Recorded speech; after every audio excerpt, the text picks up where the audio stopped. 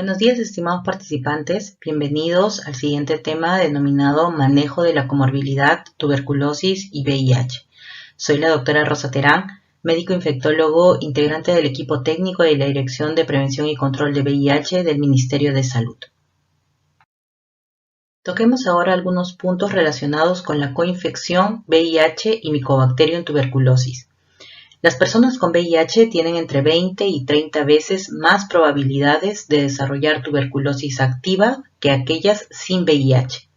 La comorbilidad de VIH y tuberculosis es una de las de mayor letalidad, ya que una acelera la evolución de la otra. En el año 2017 fallecieron unos 0.3 millones de personas por tuberculosis asociada al VIH a nivel mundial, y para el mismo año se estimó 0.9 millones de nuevos casos de tuberculosis en personas viviendo con VIH.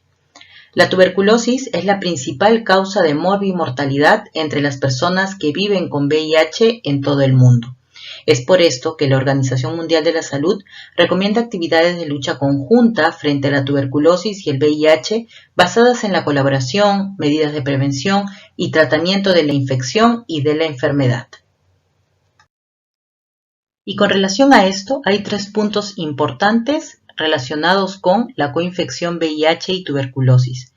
La tuberculosis viene a ser la principal causa de muerte en los pacientes viviendo con VIH. 1 de cada 4 muertes por tuberculosis estuvo relacionada al VIH. La quinta parte de las muertes de personas con VIH estuvo relacionada con la tuberculosis. Hablemos ahora sobre el sinergismo VIH-tuberculosis. Los dos patógenos, Mycobacterium tuberculosis y VIH, se potencian entre sí, acelerando el deterioro de las funciones inmunológicas en el organismo humano. La coinfección por VIH es el factor de riesgo más importante para desarrollar tuberculosis activa, lo que aumenta la susceptibilidad a la infección primaria o reinfección y también el riesgo de reactivación de la tuberculosis en pacientes con tuberculosis latente.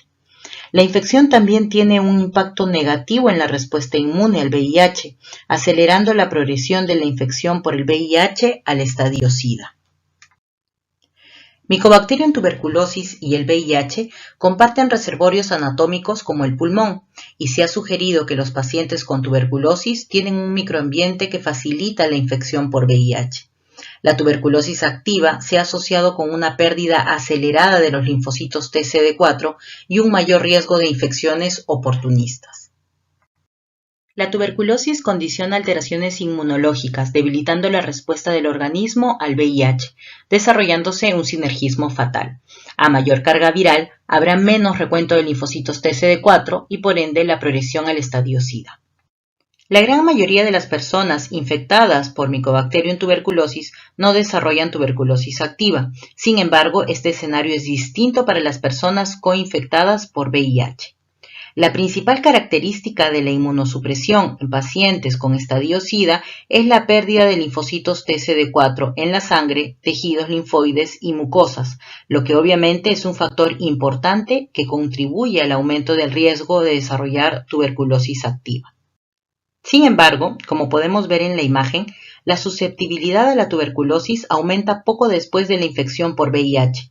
Incluso mucho antes de la disminución del recuento de linfocitos TCD4 por debajo de 500 células, lo que demuestra claramente que los mecanismos subyacentes al aumento de la susceptibilidad de las personas infectadas por el VIH a la tuberculosis activa va más allá que de la caída de los linfocitos TCD4. Por todo esto, la Organización Mundial de la Salud recomienda igualmente el inicio de la terapia antirretroviral para cualquier persona infectada por VIH que desarrolle tuberculosis independientemente del recuento de linfocitos TCD4. ¿Y cómo se comporta la coinfección TB-VIH a nivel nacional? En la imagen podemos apreciar el número de pacientes que actualmente se encuentran con el diagnóstico de una coinfección tuberculosis-VIH. Este es un corte hacia el 2018.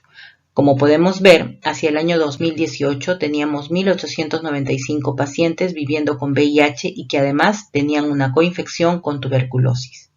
Una de las estrategias fundamentales en el diagnóstico de VIH es el tamizaje. Como podemos ver en la imagen, desde el año 2013 en adelante, el porcentaje de tamizajes ha ido en aumento. Hacia el año 2018 teníamos 93.3% de tamizajes para VIH realizados en pacientes viviendo con tuberculosis. Veamos ahora los resultados de un estudio de cohorte de casos nuevos de coinfección TB-VIH que se realizó entre el año 2013 y 2017 en el Perú. Como podemos ver en la imagen, aun cuando hay avances con el incremento en la cobertura de tamizajes, los resultados de éxito del tratamiento de la tuberculosis entre los pacientes coinfectados son bajos, observándose además que ello dista de ser lo óptimo recomendado por la OMS, 90%, con un 21.4% de pacientes que fallecen. La administración de terapia preventiva para tuberculosis debe iniciarse inmediatamente después de realizado el diagnóstico de infección por VIH y haber descartado tuberculosis activa. El inicio y el seguimiento se realizará en los servicios de VIH. Actualmente, y según la normativa que rige en territorio nacional, tenemos la alternativa de 4 esquemas de tratamiento, siendo la principal rifampicina más isoniazida semanal durante 3 meses, es decir, 12 dosis. Los demás esquemas de tratamiento varían en relación al número de medicamentos que se darán como terapia preventiva y el tiempo en que se indicará esta terapia preventiva. Diagnóstico de la tuberculosis pulmonar en personas con VIH. Y aquí es importante mencionar estos 3 puntos que vamos a abordar: las manifestaciones clínicas, el diagnóstico bacteriológico y el diagnóstico radiológico y otros métodos. Manifestaciones clínicas de la enfermedad de tuberculosis. La enfermedad de tuberculosis con cultivo de esputo positivo puede ser subclínica y los pacientes con VIH tuberculosis pueden permanecer asintomáticos.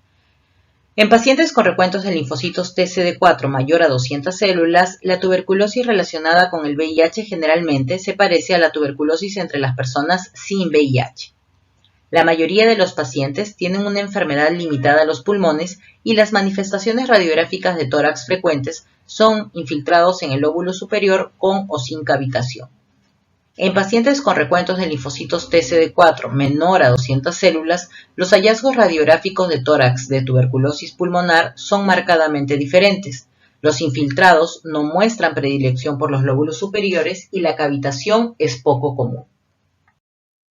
Con grados crecientes de inmunodeficiencia, la tuberculosis extrapulmonar, especialmente linfadenitis, pleuritis, pericarditis y meningitis, o la tuberculosis diseminada son más comunes.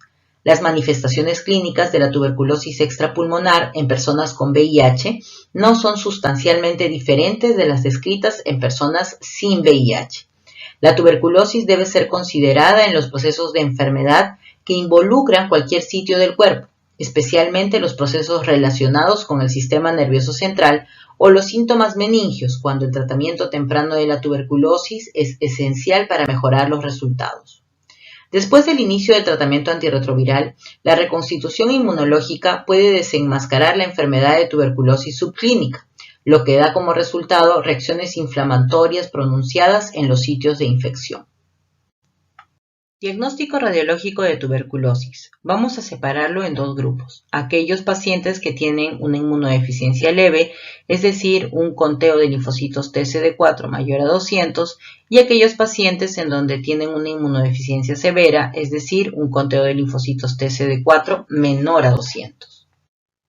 En el caso de los pacientes que presenten una inmunodeficiencia leve, en el rayos X de tórax vamos a poder encontrar cavitación, infiltrados en lóbulos superiores y unilaterales, derrame pleural, fibrosis pulmonar, pérdida de volumen, consolidación, y no van a haber linfaenopatías intratorácicas, o si las hay, van a ser muy raras. Otro grupo de los de una inmunodeficiencia severa, vamos a ver que no van a encontrar cavitación en el rayos X de tórax. Los infiltrados en los lóbulos generalmente van a ser en la sección de los lóbulos inferiores. Van a haber infiltrados bilaterales, no se presenta derrame pleural, o si este se presenta realmente es ocasional. Pueden haber linfadenopatías intratorácicas y en un 50% de los casos podemos encontrar un rayos X de tórax normal. Diagnóstico microbiológico y molecular de tuberculosis. Microscopía de esputo, los BCAS. Tenemos que esta microscopía de esputo tiene una sensibilidad del 50 al 70% y una especificidad del 98%. El examen microscópico de frotis de esputo para bacilos ácido alcohol resistentes es el método principal para el diagnóstico de la tuberculosis pulmonar en la mayoría de los países. Sin embargo, la baciloscopía en los pacientes viviendo con VIH suele ser menos sensible para el diagnóstico de la tuberculosis. La cantidad de los bacilos ácido alcohol resistente va a disminuir conforme disminuye también el conteo de linfocitos de CD4. El cultivo de esputo tiene una sensibilidad del 80 al 98% y una especificidad de más del 98%. Sin embargo, una de las limitaciones son el tiempo de detección, aproximadamente en un rango de 10 a 50 días. Actualmente ya se cuentan también con otras herramientas disponibles para la identificación de Mycobacterium tuberculosis y resistencia a la rifampicina, como lo es el GenExpert. El análisis identifica el 97% de los pacientes con tuberculosis confirmada por cultivo y el 90% de la tuberculosis con baciloscopía negativa. La evaluación inicial de un paciente sospechoso de tener tuberculosis siempre debe incluir una radiografía de tórax u otra imagen de tórax, incluso en ausencia de síntomas o signos pulmonares. La prueba de diagnóstico inicial para la enfermedad de tuberculosis se debe dirigir al sitio anatómico de los síntomas o signos, por ejemplo, pulmones, ganglios linfáticos, orina, líquido cefalorraquídeo. La radiografía de tórax es una prueba de detección imperfecta para la tuberculosis pulmonar en pacientes con una inmunodeficiencia avanzada. Los pacientes con inmunodeficiencia avanzada pueden tener un cultivo positivo para TB en esputo y tener también radiografías de tórax normal. El cultivo de micobacterias de esputo no se ve afectado por el VIH ni por el grado de inmunodeficiencia. La tuberculosis extrapulmonar y diseminada es más común en personas viviendo con VIH. En casos de tuberculosis con afectación ganglionar, el rendimiento combinado de histopatología, frotis y cultivo de aspirados con aguja de ganglios linfáticos es bastante alto. Los hallazgos histopatológicos también se ven afectados por el grado de inmunodeficiencia. Las personas con una función inmunológica relativamente intacta tienen una inflamación granulomatosa típica asociada con la enfermedad de la tuberculosis. Veamos ahora el flujo para el diagnóstico de VIH en los pacientes afectados por tuberculosis. Según la normativa de salud actual, a todo PAC se le ofrecerá el tamizaje para VIH. En el caso que este resultado sea negativo, se debe continuar el tratamiento para tuberculosis. En el caso de que el resultado del tamizaje me salga reactivo, hay que derivar al paciente a un establecimiento que brinde tratamiento antirretroviral con la finalidad de que pueda iniciar. En el caso de que el paciente presente un conteo de linfocitos CD4 menor a 50 células, hay que iniciar tratamiento antirretroviral a los 15 días post inicio del tratamiento para tuberculosis. En el caso de que los CD4 sean mayores de 50 células, hay que iniciar el tratamiento antirretroviral entre la segunda y la octava semana post inicio de tratamiento anti-TB.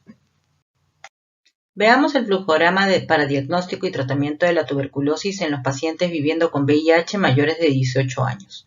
A todo este grupo se le debe evaluar a ver si tiene al menos uno de los siguientes síntomas o antecedentes: tos de cualquier tiempo de duración, fiebre, pérdida de peso, sudoración nocturna, historia de un contacto con un caso de tuberculosis. Para todos estos casos hay que investigar tuberculosis y también otras enfermedades. En el caso de que tenga otros diagnósticos, hay que tratar debidamente e iniciar la terapia preventiva para tuberculosis antes mencionada. En el caso de que no sea tuberculosis y no tenga tampoco otros diagnósticos, hay que hacer un seguimiento e iniciar también la terapia preventiva para tuberculosis. Y en el caso que sea un caso confirmado de tuberculosis, hay que iniciar el tratamiento para la misma. Hay que indagar sobre tuberculosis de manera regular en cada evaluación o visita a los establecimientos de salud. Veamos ahora el tratamiento antituberculosis y el tratamiento antirretroviral. El tratamiento de la tuberculosis asociada al VIH incluye la integración de un tratamiento antituberculoso eficaz, el uso de la terapia antirretroviral y la prevención de las comorbilidades relacionadas con el VIH, el tratamiento de la citotoxicidad farmacológica y la prevención o tratamiento del síndrome inflamatorio de reconstitución inmunológica o IRIS. Esquemas de tratamiento para tuberculosis sensible en pacientes viviendo con VIH. El inicio del tratamiento antituberculoso es responsabilidad del médico tratante. Como podemos ver en la imagen, tenemos el esquema de tratamiento para tuberculosis pulmonar, que consta de una primera fase que se va a dar 2 meses de isoniazida, rifampicina, etambutol y piracinamida diariamente 50 dosis, más una segunda fase que tiene una duración de 7 meses de isoniazida más rifampicina diario 175 dosis. Por otro lado, tenemos los esquemas de tratamiento para tuberculosis extrapulmonar con compromiso del sistema nervioso central, en donde, como podemos ver, tiene una duración de 12 meses. Una primera fase que consta de 2 meses, en donde el paciente recibe el esquema de isoniazida, rifampicina, etambutol y piracinamida diariamente 50 dosis. Y posteriormente una segunda fase que tiene una duración de 10 meses en donde el paciente recibe isoniazida, rifampicina diariamente haciendo un total de 250 dosis. El esquema de tratamiento antirretroviral de elección en pacientes con coinfección TB-VIH, según lo que dicta nuestra normativa actual de atención integral al adulto viviendo con VIH, consta de tenofovir, lamivudina y dolutegravir, que viene en presentación de dosis fija combinada, más dolutegravir solo. La dosis de dolutegravir será de 50 miligramos 2 veces al día si el esquema antituberculosis incluye el uso de rifampicina. En pacientes con VIH que toman como parte de su esquema de tratamiento antirretroviral algún inhibidor de proteasa, se debe evitar el uso concomitante con rifampicina por las interacciones significativas que poseen. El inicio del tratamiento antirretroviral y antituberculosis. Inicio de TAR en pacientes con diagnóstico de tuberculosis. Aquí vamos a separarlo en 2 grupos. Si el paciente tiene un conteo de CD4 menor a 50 células, el tratamiento antirretroviral debe iniciar dentro de los 15 días de iniciado del tratamiento antituberculosis. En el caso de que el paciente tenga un conteo de CD4 mayor a 50 células, el tratamiento antirretroviral se debe iniciar entre la segunda y la 8ª semana de iniciado el tratamiento antituberculosis. En los pacientes con MEC-TB se debe postergar el inicio del tratamiento antirretroviral hasta la 8ª semana de inicio de antituberculosis y previa evaluación por el médico tratante. Por otro lado, tenemos el inicio de la terapia antituberculosis en pacientes con VIH que están en tratamiento antirretroviral. En estos casos se debe iniciar el esquema anti-TB una vez diagnosticada la enfermedad por tuberculosis activa. Y además se deben verificar también las probables interacciones que hemos mencionado previamente del esquema antituberculosis con el esquema de tratamiento antirretroviral. El inicio y el seguimiento del tratamiento antituberculosis y TAR en personas con coinfección se realiza de manera coordinada entre los equipos de los servicios de prevención y control de tuberculosis y prevención y control de VIH y otros especialistas de ser necesario. La condición de egreso del tratamiento antituberculosis debe ser informado en los sistemas de registro e información de los servicios de prevención y control de la tuberculosis y prevención y control de VIH. Síndrome inflamatorio de reconstitución inmune, IRIS, en pacientes con VIH. Al suprimir eficazmente la replicación del VIH, la mayoría de los pacientes que se encuentran en tratamiento antirretroviral presentan una carga viral reducida y aumento concomitante del número de linfocitos TCD4. Desafortunadamente, esta rápida reconstitución de linfocitos TCD4 conduce en algunos pacientes al fenómeno conocido como síndrome inflamatorio de reconstitución inmune, o IRIS. El IRIS se desarrolla poco después del inicio del tratamiento antirretroviral y se asocia con una respuesta inmunológica exacerbada a un patógeno coinfectante. Y dentro del iris vamos a tener dos tipos, el iris por desenmascaramiento y el iris paradójico. En el caso de los pacientes que presentan un iris por desenmascaramiento, el paciente ya tenía tuberculosis activa que no había sido diagnosticada ni tratada como tuberculosis e inicia tratamiento antirretroviral. La tuberculosis entonces se vuelve evidente después de varias semanas del inicio del tratamiento. El iris paradójico. En estos casos, el paciente inicia tratamiento para tuberculosis y luego inicia el tratamiento antirretroviral. Sin embargo, después del inicio del TAR, el paciente presenta empeoramiento de los síntomas de tuberculosis y esto podría suceder dentro de las 2 a las 12 semanas de iniciado el tratamiento antirretroviral. Y se recomienda no descontinuar el tratamiento antituberculosis ni el tratamiento antirretroviral. Para las formas leves o moderadas de iris pueden manejarse con antiinflamatorios no esteroideos o AINES. El tratamiento con corticosteroides en el iris con manifestaciones moderadas o graves mejora los síntomas sin provocar efectos adversos añadidos, por lo que se recomienda su prescripción. Y con esta diapositiva damos por terminado el tema de hoy. Saludos.